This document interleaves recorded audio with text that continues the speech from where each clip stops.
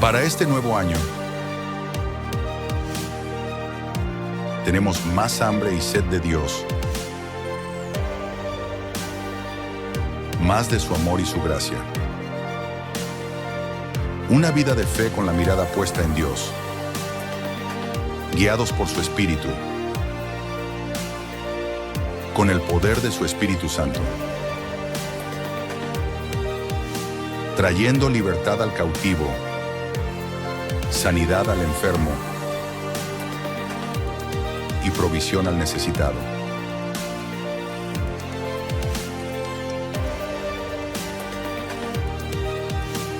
Con hambre y sed de Dios. Unos días, o sea, ya 20 días, creo que mañana terminan los 21 días de ayuno. Y eso es algo poco común en la iglesia de hoy. Es algo que la iglesia en el tiempo, amados hermanos, la iglesia en el tiempo ha ido perdiendo parte de lo que es la naturaleza de Dios. Algo está sucediendo en la iglesia de este tiempo y ya no es algo que está sucediendo ahora, es algo que la Escritura ya hace mención, ya hace casi 2000 años atrás. Esto no es nuevo de ahora, o sea, cuando la Biblia dice que no hay nada nuevo bajo el sol, es porque sencillamente no hay nada nuevo bajo el sol, está todo escrito.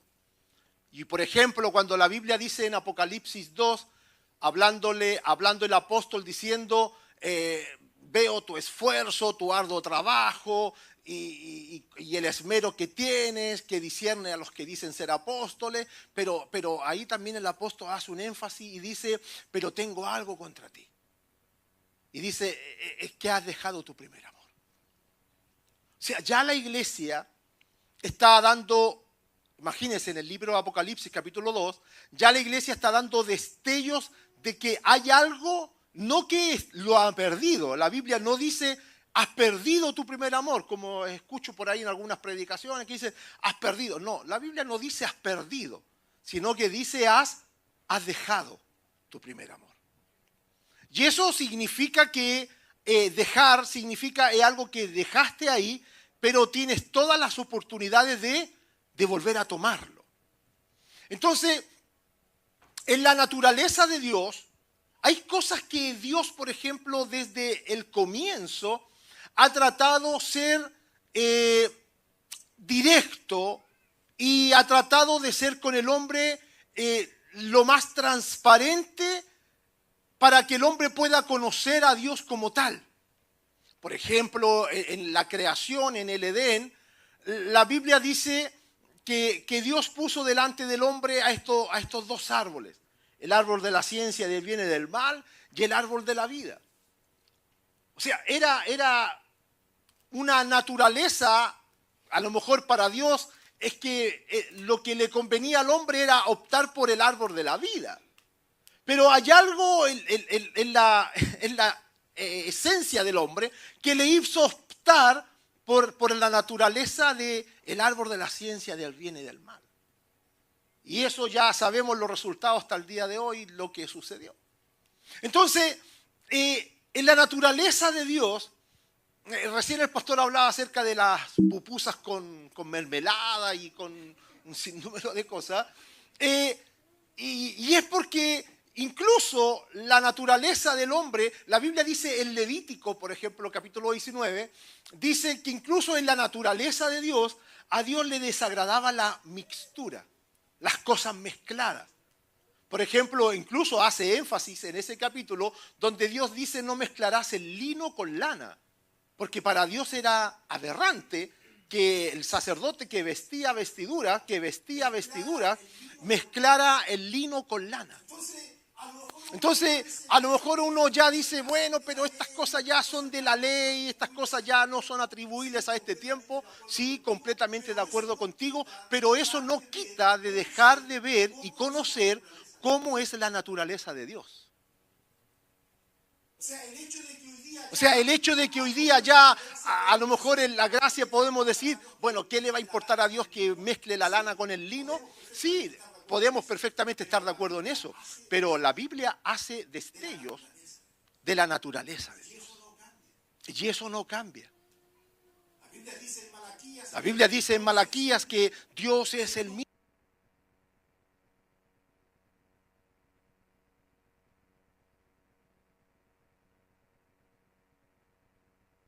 Nosotros, la naturaleza humana, los que cambiamos. Increíblemente, el ayuno, la intimidad, la búsqueda, esta hermosa frase que dice con hambre y con sed de Dios, es lo que nos vuelve a acercarnos a la naturaleza de Dios. No hay otro camino, hermano. Cuando el hombre pierde esta esencia, cuando el hombre pierde el hambre y la sed por Dios, vamos mal encaminados. Fíjese que lo que sucede en Hechos capítulo 2,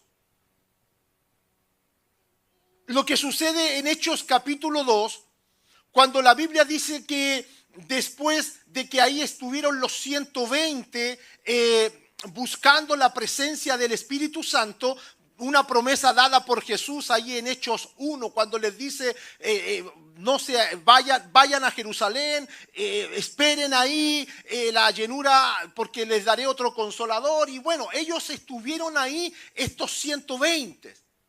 La Biblia dice en 1 Corintios, hablando del apóstol, que eran alrededor de 500 los que Jesús se les reveló después de su resurrección. Él estuvo con casi 500 personas. Pero increíblemente fueron 120 los que subieron al aposento alto. Ahora, lo que sucedió en el aposento alto en el capítulo 2, donde la Biblia dice que de pronto, estando ellos ya casi toda una semana de búsqueda, de intimidad, lo que sucedió en aquel lugar donde ellos fueron bautizados en el Espíritu Santo no fue algo casual.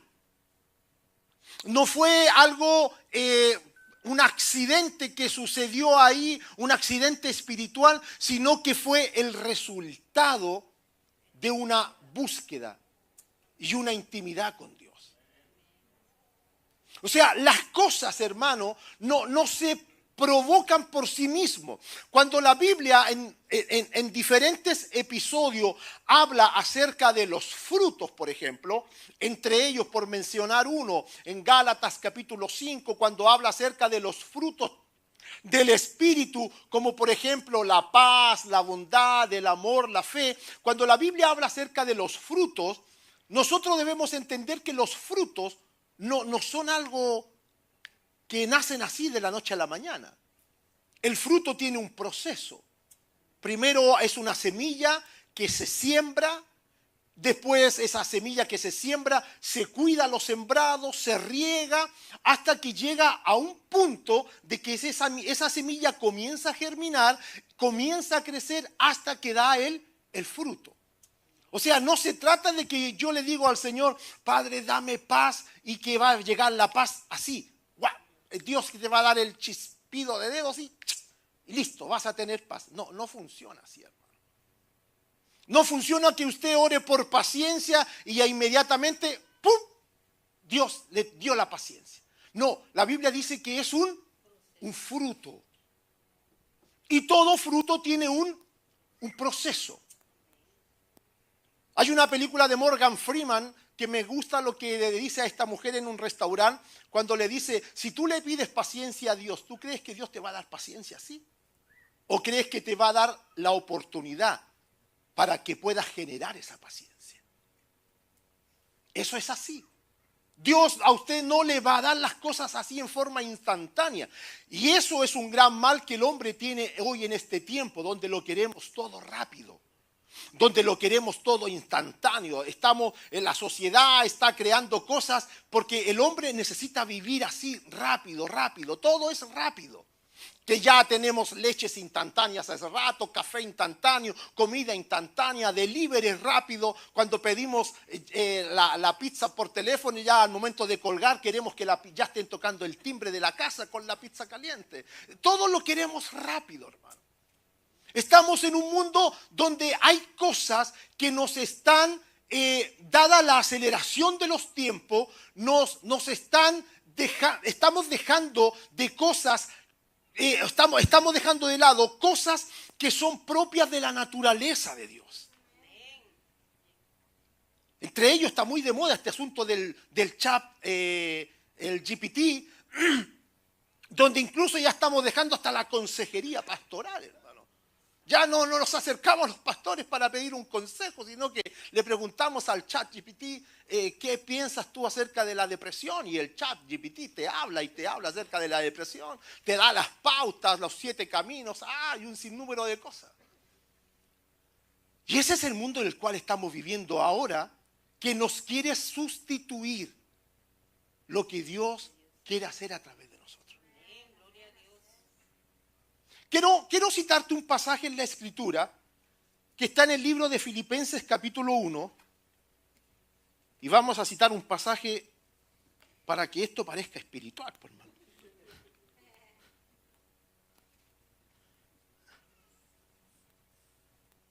Filipenses capítulo 1.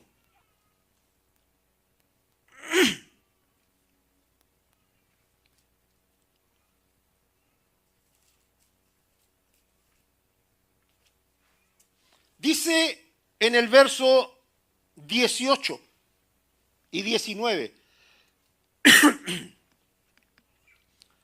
Aquí hablando el apóstol hace una pregunta, dice, ¿qué pues?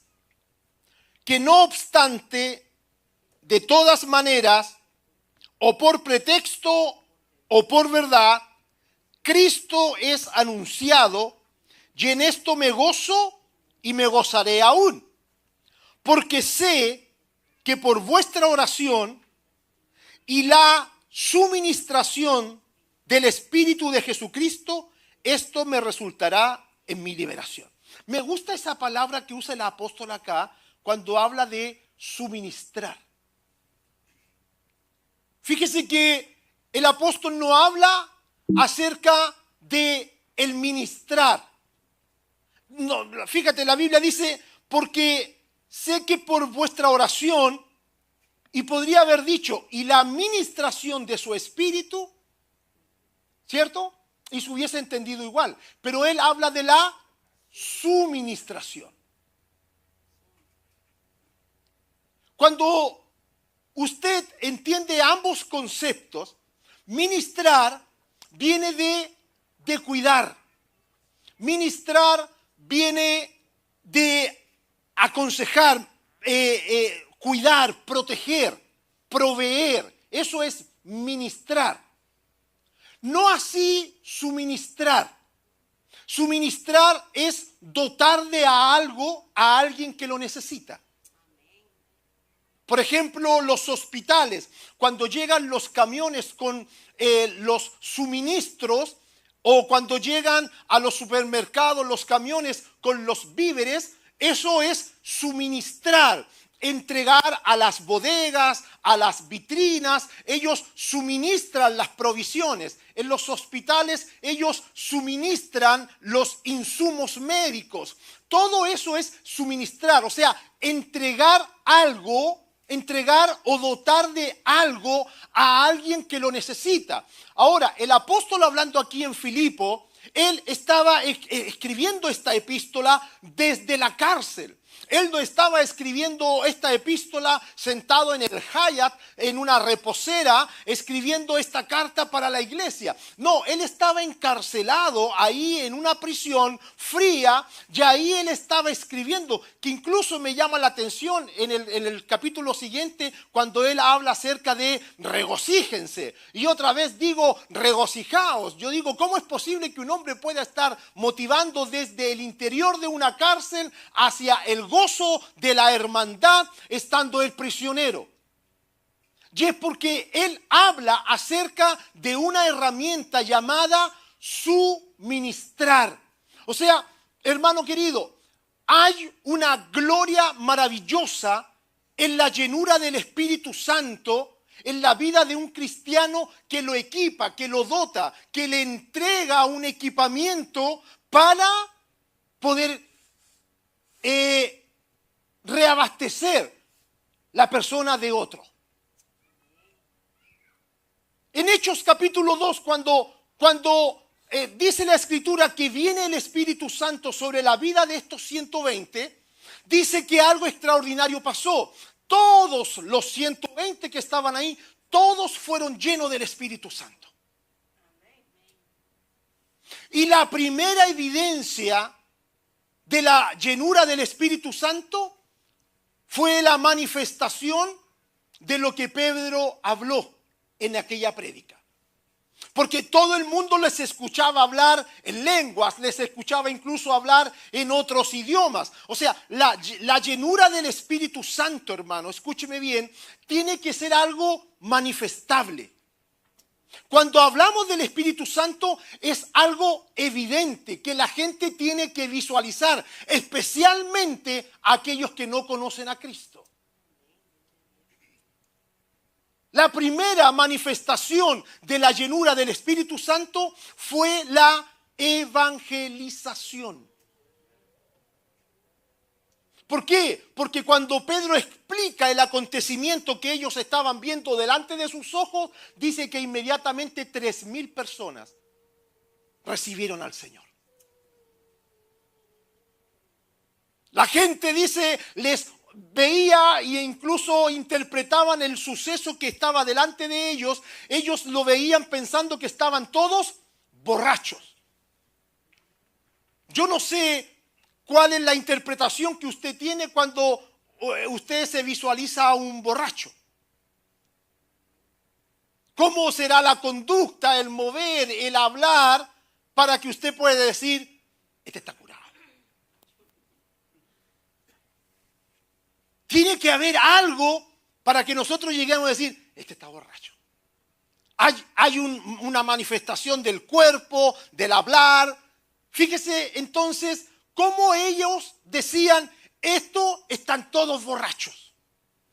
Yo me pregunto, ¿cómo habrá sido la manifestación de esa iglesia de 120 que estaban todos llenos del Espíritu Santo, que hacía que los incrédulos dijeran, estos están todos borrachos? Pero también agregaban y decían, no les oímos hablar en nuestras lenguas nativas y les oímos hablar maravillas de Dios. Hermano, en la persona del Espíritu Santo hay una herramienta, hay una naturaleza. En la persona del Espíritu Santo hay una naturaleza que es importante que usted y yo vivamos y caminemos en ella. Por eso le decía, Dios, hay que conocer la naturaleza de Dios. En la naturaleza a Dios no le gustan las mezclas. Por ejemplo, Pablo lo enseña muy bien, hablando acerca del hombre carnal y el hombre espiritual. O sea, Pablo dice, acompáñeme a Gálatas, capítulo 5. Pablo dice ahí en Gálatas 5:16.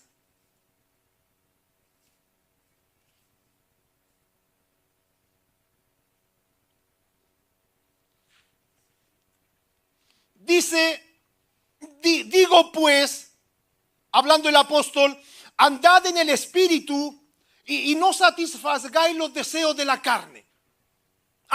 Ahí Pablo está haciendo mención de que nosotros, que somos hombres carnales, ahora debemos vivir una vida en el Espíritu. Incluso en el verso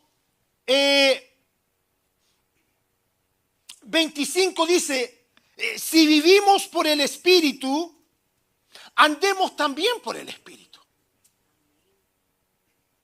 ¿Cuántos de nosotros hoy podemos decir, yo vivo por el Espíritu? ¿Soy el único? Todos los que hemos recibido a Cristo, la Biblia dice que vivimos por el Espíritu. Entonces hago la pregunta de nuevo. ¿Cuántos de los que están acá viven por el Espíritu? Ahora, el consejo del apóstol es, si tú vives por el Espíritu, también camina en el Espíritu. Entonces, él dice, hablando nuevamente de la naturaleza de Dios, o eres de la carne o eres del Espíritu.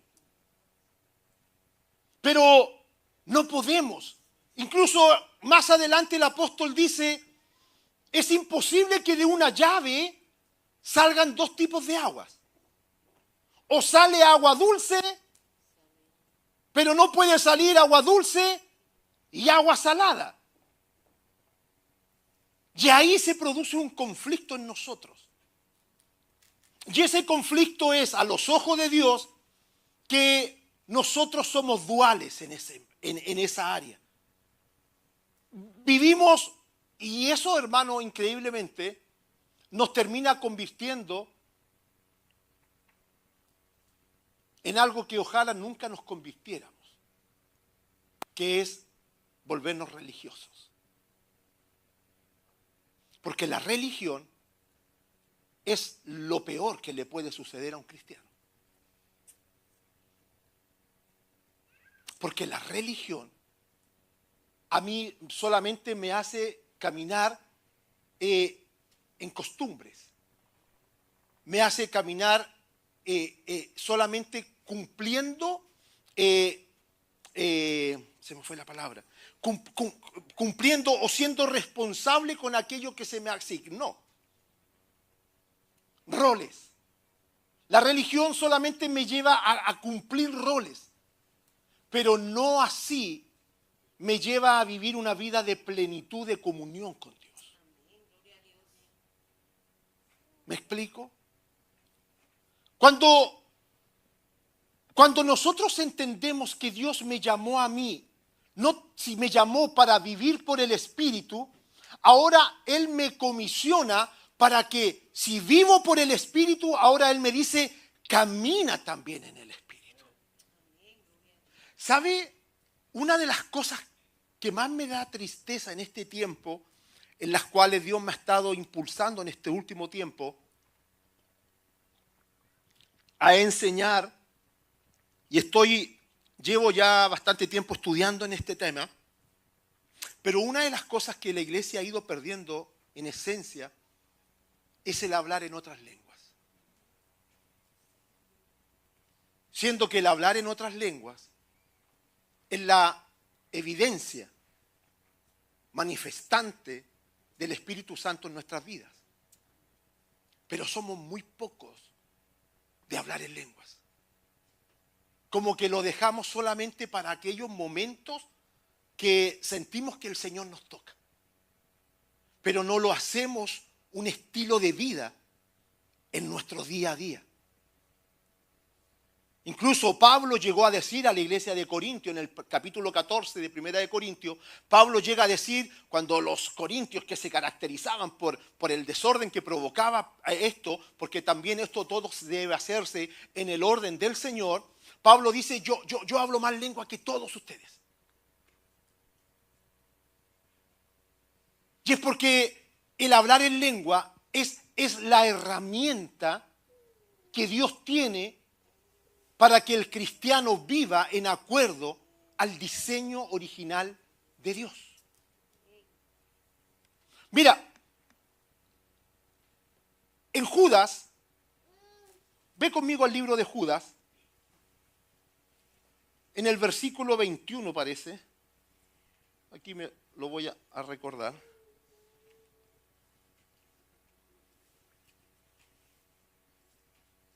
Eh, 19 y 20. No le cité el capítulo porque Judas no tiene capítulos, solamente versículos. Judas 19 dice, estos son los que causan divisiones, los sensuales, que no tienen al Espíritu. Pero vosotros, amados, edificados sobre vuestra santísima fe, orando en el Espíritu Santo. ¿Cómo podemos definir el orar en el Espíritu Santo? ¿Cómo podemos definir ese contexto que dice el apóstol, ora en el Espíritu Santo? Pablo también lo dice en Efesios, incluso cuando él dice, dándole un consejo a la iglesia de Éfeso, Pablo les dice, Juan Carlos Alvarado lo hizo una hermosa canción, no os embriaguéis con vino en los cuales hay disolución, antes más bien sed llenos del Espíritu Santo. O sea, Pablo, hermano, ya visualizaba a la iglesia de aquel tiempo el que estaba cambiando el ser lleno del Espíritu Santo por sencillamente embriagarse con vino. Imagínate la iglesia ya de Éfeso, Pablo, porque Pablo no habla de aquellas cosas que él no ve o que el Espíritu Santo le revela. Él les aconseja y les dice, hermanos, no se embriaguen con vino. Antes bien sean llenos del Espíritu Santo. En Romanos capítulo 8, verso 26, también hablando el apóstol,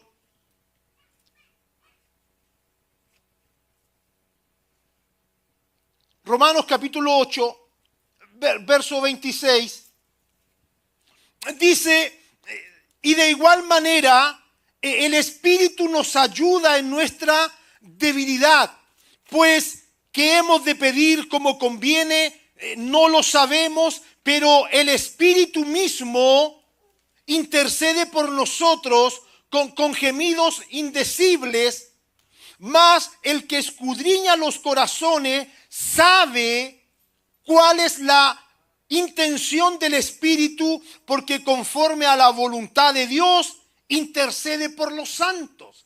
O sea, cuando nosotros oramos en el Espíritu, cuando nosotros oramos en lenguas, cuando nosotros entramos en la habitación de Dios y pasamos un tiempo, a lo menos de media hora o una hora cada mañana orando en el Espíritu, porque Primera de Corintios capítulo 14 dice, orad con el entendimiento, sí, oremos con el entendimiento, pero también dice, ora también en lenguas, porque cuando tú oras en lenguas, tú entras en una comunión directa entre tu espíritu con Dios mismo. Hay una conexión directa cuando tú oras en lengua, y ahí dice la Biblia que el Espíritu Santo, mientras tú hablas lengua, el Espíritu Santo intercede por ti. Él no está orando por ti, no se confunda, Él no está orando por ti, Él está haciendo una suministración, te está equipando, te está dotando, te está entregando herramientas, Él está intercediendo por ti para mostrarte cuál es su perfecta voluntad.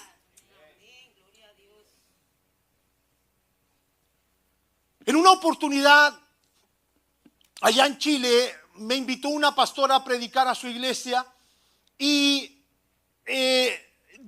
llegué una tarde, esto era un hotel. Ellos se reunían en un salón muy parecido a este, en un hotel, y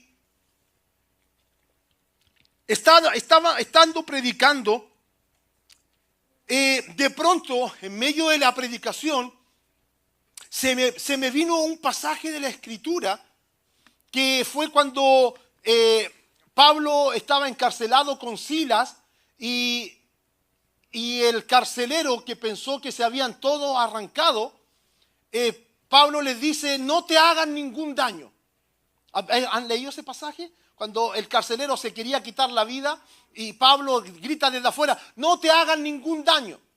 Yo estaba predicando esa tarde,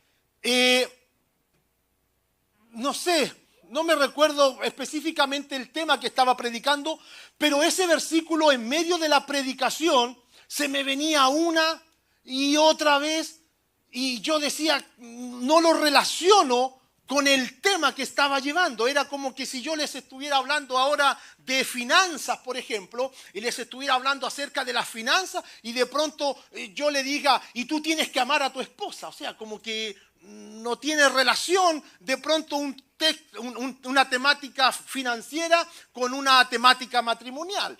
Entonces yo estaba predicando una dirección, pero de pronto en medio de la prédica el Espíritu Santo me traía este pasaje, y yo no lo relacionaba, no lograba conectarlo con el tema, hasta que de pronto yo dije: el Señor te ama, no te hagas ningún daño. No le encontré sentido cuando lo dije, ni vi tampoco ningún amén en la gente que me escuchó. Pero al final de la predicación, estaba yo ahí conversando con la pastora y unos hermanos. De pronto entró el conserje del hotel y se acercó donde estaba la pastora y le dijo: pastora, porque él ya la conocía, le dijo: ¿quién fue el hombre que estaba predicando o la persona que estaba predicando? Y ella dijo: él estaba predicando, el pastor. Y el conserje, mirándome a los ojos, me dijo: ¿usted es el pastor? Sí. Me dijo: ¿usted tuviera 10 minutos que me regalara? Yo le dije: sí. Me dijo: lo que pasa es que hay un pasajero aquí en el hotel que está viviendo una situación horrible. Y si usted puede acompañarme a la habitación, dijo, discúlpeme que lo saque de acá. Yo le dije: no, está bien, vamos. Cuando fuimos con este hombre y entramos a la habitación del hotel, de pronto el primer golpe de vista para mí fue chocante, porque veo a un hombre desnudo, solamente con su ropa interior, tendido en la cama, y lloraba como un niño. Un hombre desnudo. Y veo sobre la mesa del velador, botellas vacías de whisky, cocaína ahí que estaba desparramada ahí encima del velador. Y el hombre lloraba, y lo único que me nació en ese momento fue tomarlo y abrazarlo. Y estuve con él ahí abrazado un par de minutos hasta que el hombre pudo calmarse. Cuando el hombre ya se calmó, me dijo: ¿usted es el pastor que estaba predicando? Yo le dije: sí. Me dijo, me tomó la mano y me llevó hacia el baño. Cuando fuimos al baño, lo primero que vi fue un cordón que estaba amarrado en una viga, y el hombre dijo: yo estaba parado aquí en la taza del baño, ya con este cordón alrededor de mi cuello. Yo me iba a quitar la vida en esta tarde. Y dijo: pero yo escuché por la ventana que alguien dijo: no te hagas ningún daño.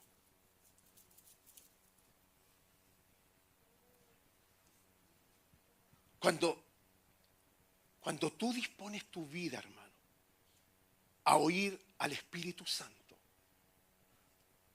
y es por eso que eso se logra solamente cuando hay hambre, cuando hay sed por Dios. Cuando tú te dispones a oír al Espíritu Santo y usas tu tiempo y doblas tus rodillas ahí en tu cama y empiezas a orar en lenguas y te dispones, de pronto el Espíritu Santo te va a conducir a orar por alguien, a orar por una persona. Dios va a poner a alguien de tu iglesia, Dios va a poner a alguien de tu familia, Dios va a poner a alguien, porque Dios quiere, amado hermano, que nadie sufra ningún mal. Pero Dios no tiene otras manos, Dios no tiene otros pies, Dios no tiene otra boca que nosotros para ejercer esto.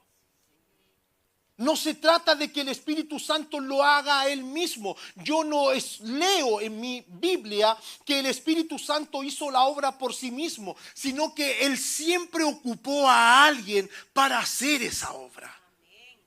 Por eso el apóstol dice en Romanos capítulo 10, dice el apóstol hablando: ¿cómo oirán si no hay quien les predique? ¿Cómo oirán si no hay quien les esté enviando? Entonces, como iglesia, hermano, debemos volver a esa naturaleza, incluso como cuando Felipe estaba en sus quehaceres y de pronto el Señor lo llevó a subirse al carro de aquel eunuco para interpretarle lo que él venía leyendo en ese carro. Posteriormente que Felipe le pudo anunciar el evangelio, descendieron al agua, Felipe le bautizó y después el Señor lo llevó a otro propósito. Hermano, necesitamos como iglesia volver a esa naturaleza de la hambre y sed por Dios. No buscamos como con ayuno y oración para ser la mejor iglesia. No buscamos con oración y ayuno para ser los mejores o sentirnos los mejores. Lo hacemos, hermano, porque nos conecta con la persona de Dios. Por eso llama la atención que en Hechos capítulo 2 nos muestra la naturaleza de una iglesia llena del Espíritu Santo. Y en Hechos capítulo 19, o sea, 17 capítulos después de Hechos 2, la Biblia narra que Pablo va a Éfeso y ahí él conversando con los discípulos, Pablo les dice, ustedes creyeron, recibieron a Cristo en sus corazones. Ellos dijeron, sí, hemos recibido a Cristo. Recibieron el Espíritu Santo y ellos le dijeron, ni siquiera hemos oído hablar que hay Espíritu Santo. ¿Cómo es posible que en 17 capítulos, hermano, bastaron solamente 17 capítulos de Hechos 2 a Hechos 19 para que ellos dejaran lo más importante que la iglesia tuvo en el inicio del libro, que es la llenura del Espíritu Santo? El diablo, hermano, en este tiempo no ha cambiado en eso. El diablo le quiere quitar la naturaleza espiritual, la naturaleza de conexión que se logra por medio de la llenura del Espíritu Santo. En vivir una vida, no tan solamente el vivir por el Espíritu, sino que, como dijo el apóstol, si vives por el Espíritu, camina también en el Espíritu. Camina en el Espíritu, busca a Dios en el Espíritu. Como dice Judas, ora en el Espíritu. Como dice Romanos, Él orará, intercederá por ti y te mostrará cuál es la voluntad de Dios en medio de todo esto. Caminar en el Espíritu, hermano, significa darte la herramienta, la suministración de hacerlo en cualquier punto, en cualquier lugar. Tú puedes ir manejando tu carro, puedes poner una buena música de adoración y puedes ir conduciendo, hablando en lenguas, ahí conduciendo tu carro. Puedes estar en el trabajo, haciendo tus quehaceres en el trabajo y estás hablando lenguas. Puedes estar cocinando. Un día a mi esposa le pasó algo extraordinario. Ella estaba cocinando y de pronto cuando estaba ella cocinando, hablando lenguas y estaba ahí entregada ella en la presencia del Señor, de pronto el Espíritu le dijo, se te está quemando la cebolla.